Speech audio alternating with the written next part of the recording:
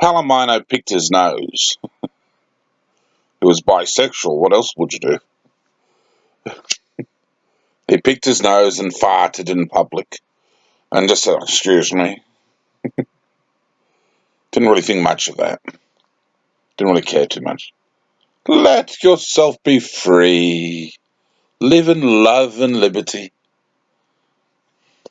If it feels good, do it. Do it. Palomino was a prince of Penvash. A free-spirited, free-loving, very gay harlequin prince. He dressed in black and white. He dressed in checkered black and white in his court quite often. The Prince Aldolo, he was a more conservative type, more traditional type in his garb, and Aldolo would dress up occasionally in the courts of Penvash amongst the princely courts. For the princes listened to the Duke.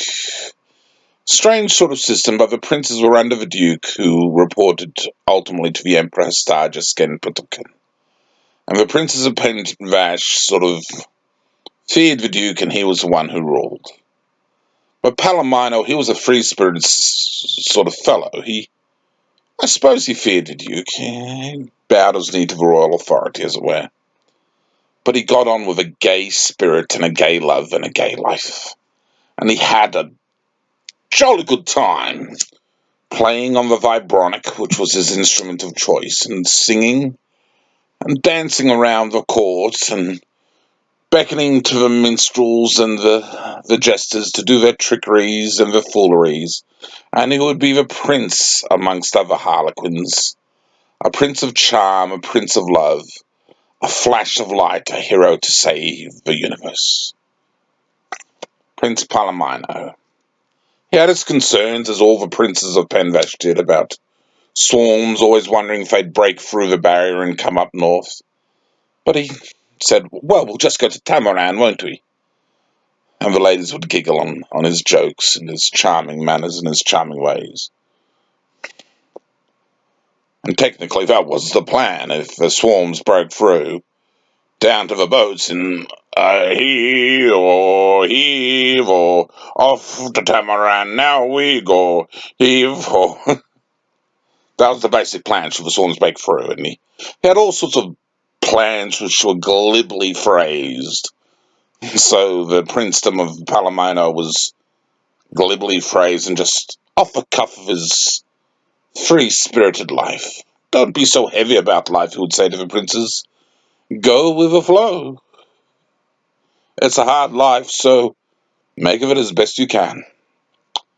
He thought too much love would kill you, but not enough love just as dead a person. That was Prince Palomino. He was a gay, free-spirited queen of a prince, and he enjoyed his life and playing on the vibronic and sometimes the lute and being chief of the harlequins, because the princes, they were a club. They had a special little club, the princes of Penvash. They were called the harlequins, and they would dress up as harlequins. And there was even a few female princesses, actually, amongst the royal nobility who were harlequins also, and some of them were saucy blonde minxes.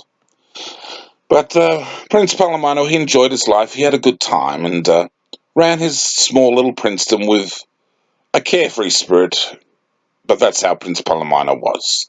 He got on with life, lived it, loved it, was happy enough, and took a bit of an interest in the affairs of Penvash, and there you go.